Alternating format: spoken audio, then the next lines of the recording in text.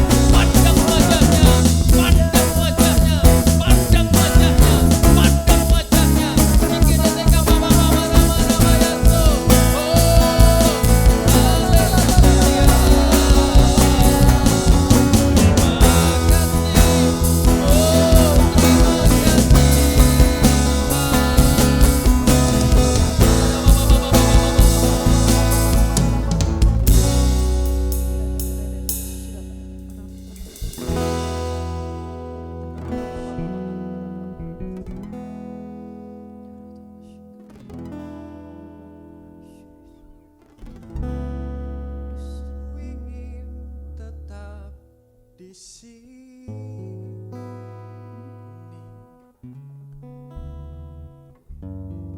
menikmati bait-Mu. Rindukan Dia. Ku ingin tetap di sini dan memandang indah wajah-Mu. Keluar dari hati. Ku ingin tetap di sini,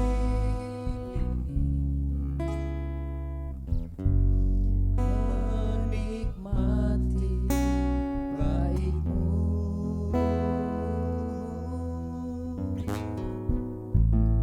Ku ingin tetap di sini dan memandang indah wajah-Mu.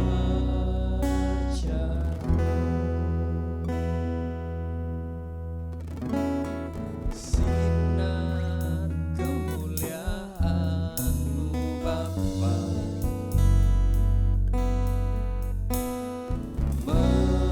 memenuhi sekeliling. Rasakan, rasakan hadirat-Mu.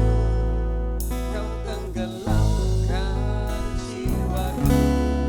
Ku ingin tetap tinggal bersama-Mu.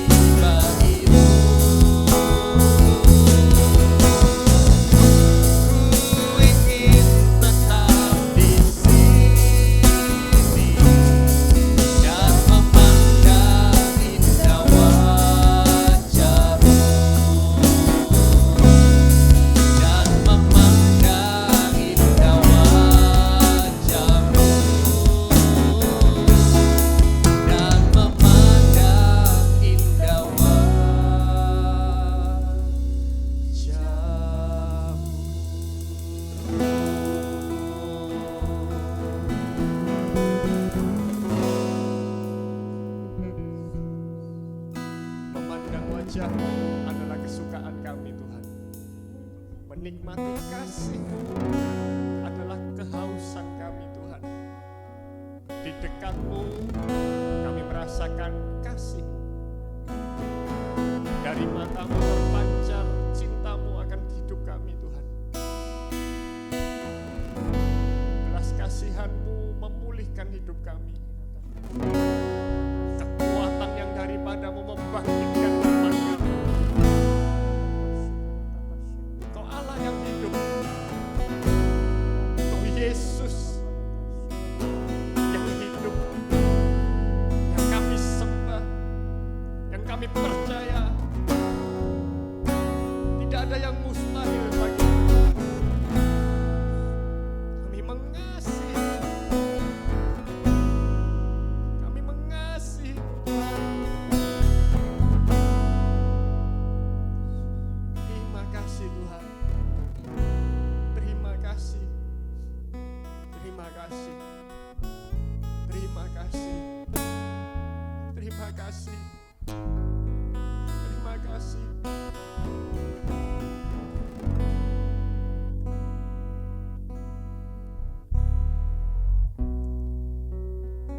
Ingin selalu bersekutu dengan, menikmati hadirat-Mu, biarkan Roh-Mu tinggal dalam hidupku. Sungguh indah bersama, ku ingin selalu bersekutu denganmu, menikmati hadirat-Mu, biarkan Roh-Mu tinggal dalam hidupku.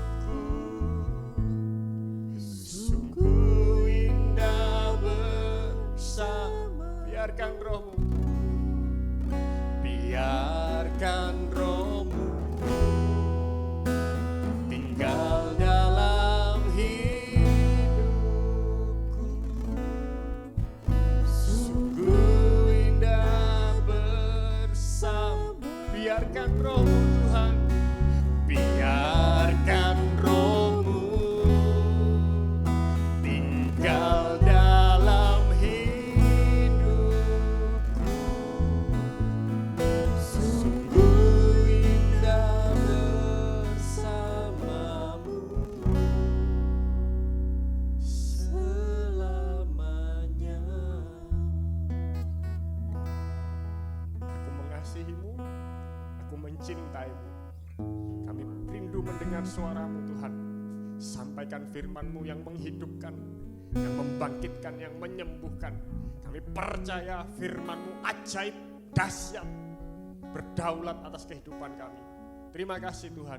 Kami siap terima firman-Mu dalam nama Yesus. Amin. Bapa, di dalam nama Tuhan Yesus kami mengucap syukur atas hari ini. Kami mengucap syukur atas apa yang sudah Tuhan lakukan dalam kehidupan kami sehari-hari. Dan kami mengucap syukur Tuhan, Engkau sungguh baik dalam hidup kami. Terima kasih, dan sebentar lagi kami akan mendengar dan hamba-Mu akan menyampaikan sebagian dari firman-Mu. Urapi setiap kami, jamah setiap kami, pimpin setiap kami Tuhan untuk mendengar dan untuk berbicara. Biarlah tutup bungkus semua ini dengan darah Tuhan Yesus dan malaikat Tuhan menjaga ini. Biarlah firman ini boleh tumbuh di dalam setiap hati kami dan berbuah. Terima kasih Tuhan, urapi Tuhan. Kuasa-Mu Tuhan turun atas setiap kami. Di dalam nama Tuhan Yesus Kristus kami berdoa dan mengucap syukur. Amin. Shalom Bapak Ibu Saudara sekalian yang saya hormati, yang saya kasihi. Saya akan sampaikan firman di Galatia 6 ayat 9. Sudah dapat Bapak Ibu? Saya akan bacakan. Janganlah jemu-jemu berbuat baik, karena apabila sudah datang waktunya kita akan menuai jika kita tidak menjadi lemah. Bapak Ibu, jangan bosan-bosannya, jangan jemu-jemunya berbuat baik.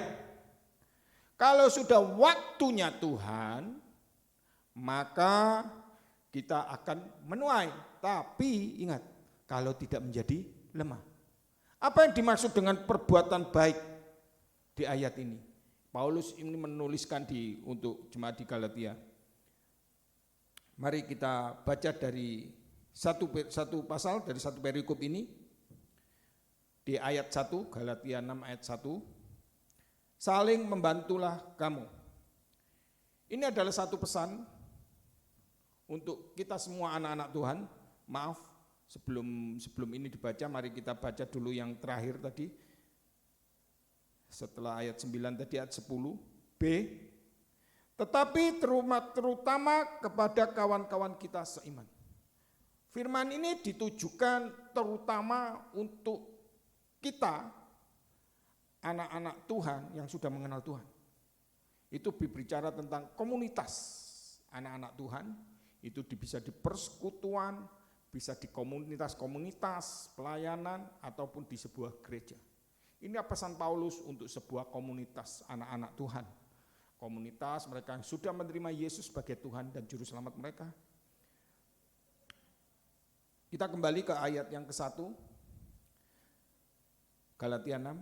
Saling membantulah kamu, saudara-saudara, kalaupun seorang kedapatan melakukan suatu pelanggaran, maka kamu yang rohani harus memimpin orang itu ke jalan yang benar dalam roh lemah lembut dan sambil menjaga dirimu sendiri supaya kamu jangan kena pencobaan. Ini yang harus terjadi di sebuah komunitas anak-anak Tuhan. Engkau yang lebih rohani, engkau harus menegur dengan apa? Roh yang lemah lembut. Bapak Ibu, kalau ada di dalam keluarga Bapak Ibu, komunitas Kristen juga keluarga, atau di dalam komunitas pertemanan sama anak-anak Tuhan, kalau ada yang salah atau yang melanggar, itu ditegur dengan roh lemah lembut. Dan ini yang harus terjadi di dalam kekristenan. Kelompok-kelompok kekristenan atau komsel, kelompok sel kecil-kecil. Dan sambil apa? Menjaga dirimu sendiri supaya kamu jangan kena pencobaan. Sambil kita harus berjaga-jaga terus.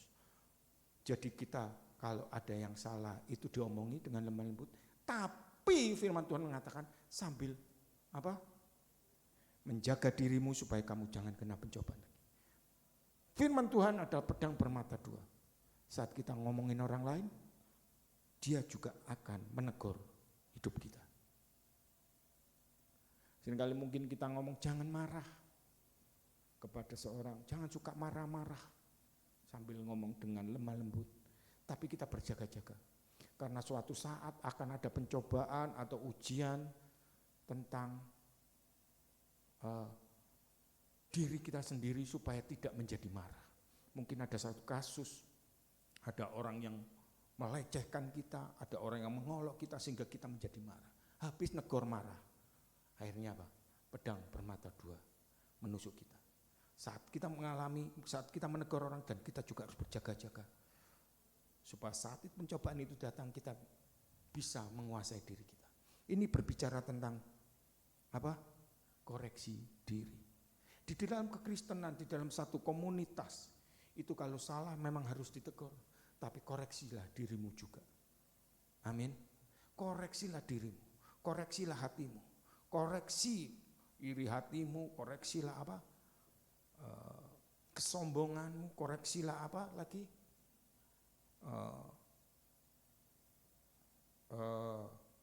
Egomu, pikiranmu, pikiran perzinahan itu juga perlu dikoreksi Bapak Ibu. Amarah itu perlu dikoreksi. Percekcokan di dalam rumah tangga itu juga perlu dikoreksi dan minta ampun di hadapan Tuhan. Sambil berjaga-jaga seperti itu. Kalau memang ada yang salah, kita mau menegur dengan roh lemah lembut. Dan yang berikut yang kedua, bertolong-tolonglah menanggung bebanmu, demikian kamu memenuhi hukum Kristus. Dan ini yang kedua, kita harus bertolong-tolong. sesama anggota tubuh Kristus, sesama orang-orang yang melayani, sesama jemaat, sesama orang-orang yang mengasihi Tuhan, sesama orang yang sudah dipulihkan Tuhan. Salinglah tolong menolong. Bapak Ibu, salinglah tolong menolong untuk meringankan beban mereka. Mungkin memang mereka ada yang enggak punya beras, tolong. Kalau ada yang punya beras dibantu, kalau memang benar-benar enggak punya beras. Nah, di sini dikatakan jangan juga memanfaatkan orang lain. Tapilah salinglah menolong satu dengan yang lain. Saling terjadi. Dua orang saling menolong. Bukan memanfaatkan untuk orang menolong kita. Tapi salinglah menolong satu dengan yang lain. Mari kita mengoreksi diri kita juga. Sudahkah kita saling menolong atau kita memanfaatkan orang lain untuk menolong kita? Yang berikutnya, ini yang terjadi seringkali di dalam pekerjaan-pekerjaan, di dalam komunitas atau berkomunitas. Ini sering terjadi. Sebab kalau seorang menyangka bahwa ia berarti padahal ia sama sekali tidak berarti, ia menipu dirinya sendiri. Seringkali kita merasa kita sudah memberikan kontribusi yang terbaik di tempat itu. Dan kita kesal sekali, kita jengkel sekali kita saat kita harapan-harapan kita tidak sesuai dengan yang kita inginkan. Dan ini yang terjadi. Dan seringkali kita menyangka bahwa kita sudah berarti di sana. Tapi jujur, kalau orang lain melihat kontribusinya mungkin kecil, kita sedang menipu diri kita sendiri. Dan banyak kritik-kritik orang yang suka mengkritik di dalam komunitas, kan sering ya. Orang yang mengkritik terus padahal kontribusinya kecil di dalam sebuah komunitas itu. Mari kita jangan menipu diri kita sendiri. Ini berbicara tentang ayo koreksi diri. Enggak saling sok-sokan. Wah, ya itu bahasa kerennya. Sok-sokan merasa lebih berarti satu daripada yang lainnya. Mari kita mengoreksi diri. Dan dikatakan dipertegas di tempat ayat yang keempat, dikatakan baiklah tiap-tiap orang menguji pekerjaannya sendiri. Ujilah pekerjaanmu sendiri, pekerjaan-pekerjaan baikmu yang tadi dikatakan menolong orang lain, yang dikatakan tadi menegur, tapi apa? Mengoreksi diri. Ini bicara tentang koreksi diri, tentang pekerjaan-pekerjaan di dalam satu komunitas. Ya, maka ia boleh bermegah melihat apa? Keadaannya sendiri dan bukan melihat keadaan orang lain. Dan ini yang terjadi. Mari kita jangan sering mengkritik orang lain, tapi kalau salah ditegur dengan roh lemah lembut. Amin. Sambil apa? Berjaga-jaga. Sambil apa? Mengoreksi diri. Menguji pekerjaan-pekerjaan di dalam pekerjaan Tuhan, di dalam ladang Tuhan, menguji pekerjaannya sendiri. Dan tidak boleh melihat keadaan orang lain, tapi melihatlah keadaan kita sendiri. Amin. Dan ayat kelima dikatakan perbuatan baik berikutnya, sebab tiap-tiap orang akan memikul tanggungannya sendiri. Kita punya tanggung jawab sendiri dengan Tuhan. Itu tanggung jawab kita dengan apa? Tuhan. Ayat ini berkata, Paulus mau menuliskan ini. Baiklah apa yang kamu kerjakan di dalam satu pertemuan, satu komunitas untuk melayani Tuhan. Ada tanggung jawab kita sendiri. Dengan siapa? Dengan Tuhan. Lakukan segala sesuatunya dari hati kita dan untuk Tuhan. Dan ayat berikutnya, perbuatan baik yang apa harus kita lakukan di dalam sebuah komunitas itu tadi. Anak-anak Tuhan. Dan baiklah dia menerima pengajaran dalam apa? Firman, membagikan segala sesuatu yang ada padanya dengan memberikan apa? Pengajaran itu. Sharing firman. Menguatkan satu dengan yang lainnya di dalam sebuah persekutuan, di dalam sebuah komunitas, itu harus ada yang saling menguatkan satu dengan yang lainnya. Firman yang dibagikan, firman Tuhan yang dibagikan untuk menguatkan. Oh ya, kemarin saya itu Tuhan tolong saya menguatkan satu dengan yang lainnya. Oh puji Tuhan, Tuhan kemarin tolong saya diluputkan dari masalah ini dan itu dan segala macam. Atau kita sharing apa yang kita dapat dari Tuhan. Oh saya ditegur Tuhan dengan firman ayat ini. Oh itu sangat menguatkan. Sangat menguatkan satu dengan yang lain. Oh firman Tuhan kemarin saat khotbah disampaikan. Saya dapatkan rema. Wah, loh kok pas ya, wah saya bisa menghayati firman ini dan saya boleh melakukan firman ini. Oh sangat memberkati saya firman ini. Bisa share satu dengan yang lain, bisa menguatkan satu dengan yang lain. Amin. Dan di ayat ke-7 dikatakan, ini teguran, jangan sesat. Allah tidak membiarkan dirinya dipermainkan, karena itu apa yang ditabur orang itu juga akan dituai. Kalau Anda menabur marah-marah, Anda menabur negor orang lain tanpa berjaga-jaga, tanpa mengoreksi diri kita, apa yang kita tabur, dan kita menutupi segala kesalahan kita dengan tidak pernah mengoreksi diri kita. Kita menipu diri kita, ya kan? Kita bisa menipu diri kita.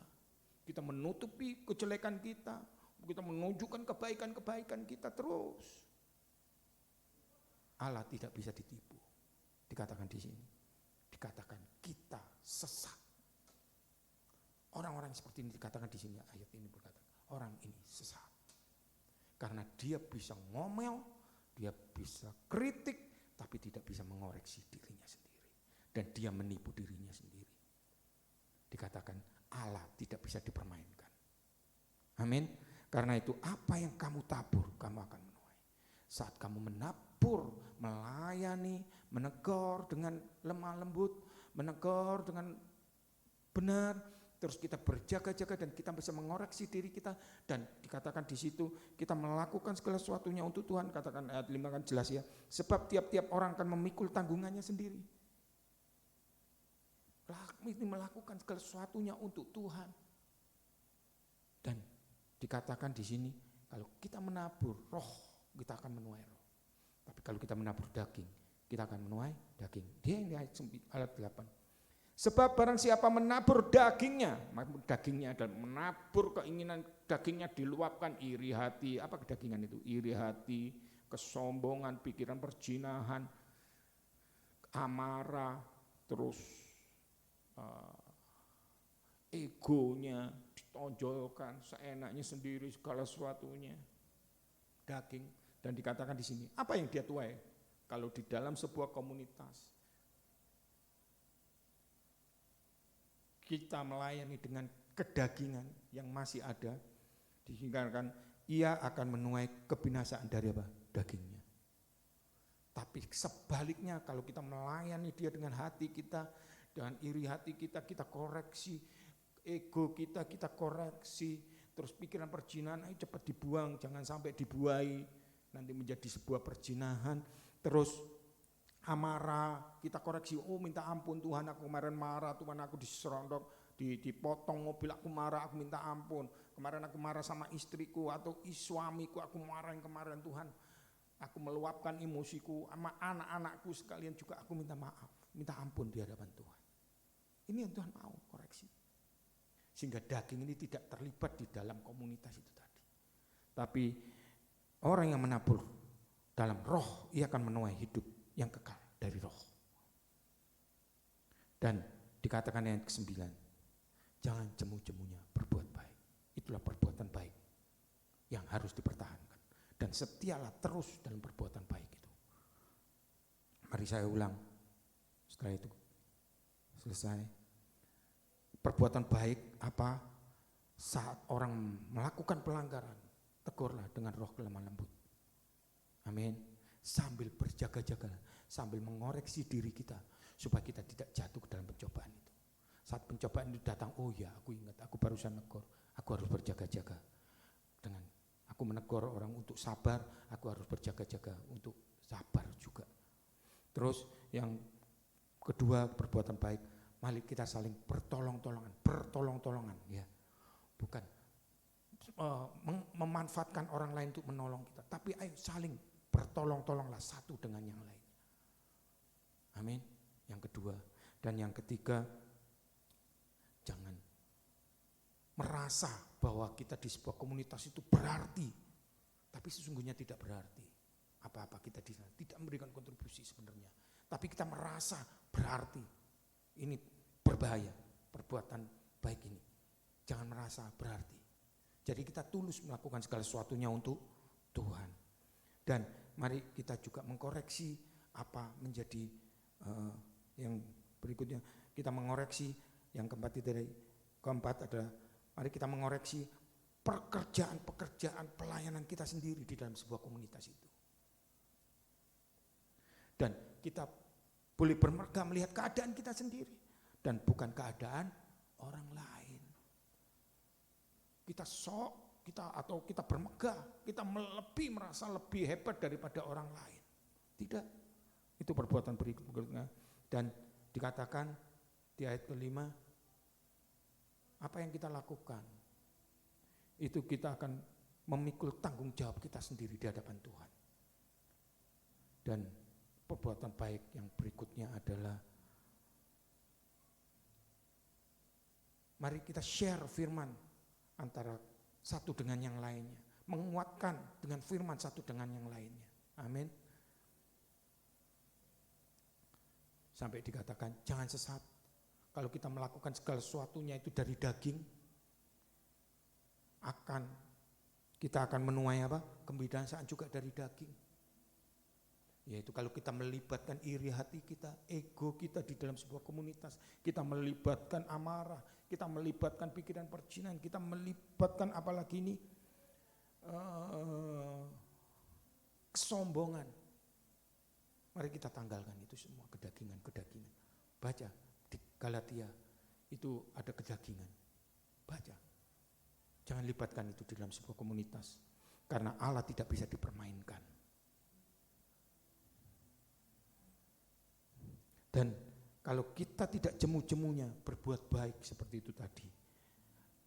Karena apabila sudah waktunya Tuhan, kita setia berbuat itu tadi terus dalam komunitas kita itu. Melakukan segala sesuatu yang tulus untuk Tuhan dan tidak melibatkan kedagingan kita di dalam sebuah pelayanan atau sebuah komunitas.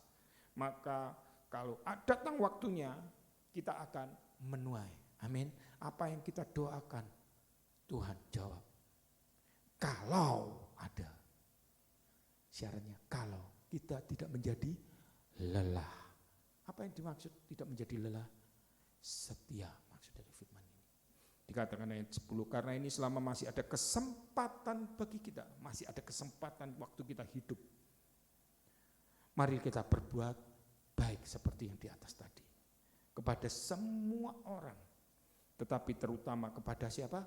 Kawan kita seiman. Amin. Dan pada saatnya nanti, kalau kita setia, saat kita di liang kubur, itu firman Tuhan berkata,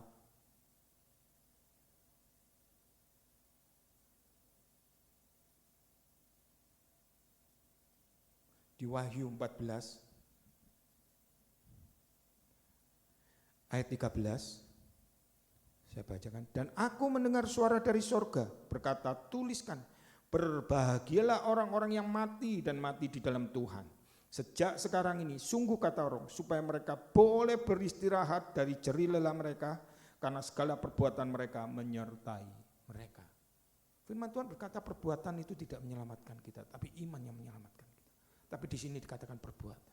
Apa yang dimaksud dengan perbuatan-perbuatan ini? Di ayat yang ke-13b dikatakan, sungguh roh supaya mereka boleh beristirahat dari apa? Jerih lelah mereka. Jangan jemu-jemunya berbuat baik. Dikatakan jerih lelahmu semua diperhitungkan di dalam Tuhan. Bukan saat hidup kamu menuai, tapi saat mati pun di liang kubur pun. Saat kita semua nanti saat dipanggil Tuhan kita beristirahat. Jerih lelah kita semua itu menyertai kita dan semuanya dihargai dengan Tuhan. Amin. Semuanya itu menjadi tanggung jawab kita di hadapan Tuhan. Tuhan Yesus memberkati. Mari kita berdoa. Bapa, di dalam nama Tuhan Yesus, hamba-Mu sudah selesai berdoa. Biarlah firman yang sederhana ini menjadi kekuatan bagi setiap kami untuk menjadi anak-anak Tuhan yang memiliki hati yang lembut, menjadi anak-anak Tuhan yang memiliki hati yang mau memberikan segala sesuatunya untuk Tuhan. Di dalam sebuah komunitas Tuhan terjadi sebuah penggembalaan Tuhan, esensi dalam sebuah penggembalaan Tuhan Yesus. Mereka boleh saling tolong menolong Tuhan Yesus. Mereka boleh saling mengasihi Tuhan Yesus. Mereka boleh menegur tapi dengan roh lemah lembut. Sambil kami semua satu dengan lainnya berjaga-jaga Tuhan. Sambil satu dengan yang lainnya kami mengoreksi diri kami masing-masing. Sambil satu dengan yang lainnya kami menguji pekerjaan-pekerjaan pelayanan kami masing-masing Tuhan Yesus. Dan kami tidak bermegah atas orang lain.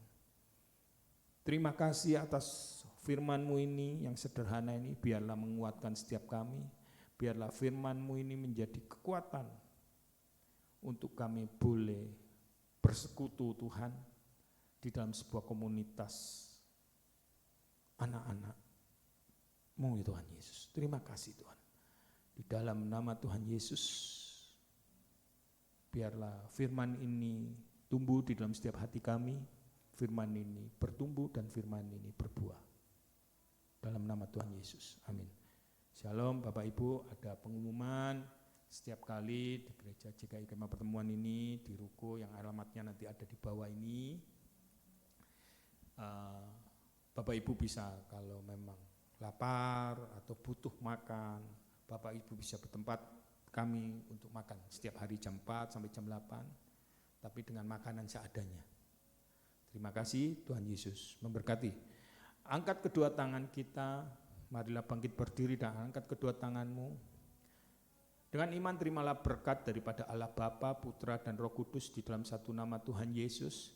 Dia yang mengasihimu, Dia yang memulihkan hidupmu, Dia yang menjamah engkau, yang Dia tidak pernah meninggalkan engkau sedetik pun. Dan Dia yang selalu menolong, dan Dia selalu menyertaimu, dan Dia yang selalu melindungimu. Dari sekarang dan sampai selama-lamanya, bahkan sampai Maranatha, Tuhan datang kedua kalinya, semua kita terangkat. Terimalah berkat ini di dalam nama Tuhan Yesus Kristus. Mari yang sudah menerima berkat ini bersama-sama saya katakan amin. Tuhan Yesus memberkati.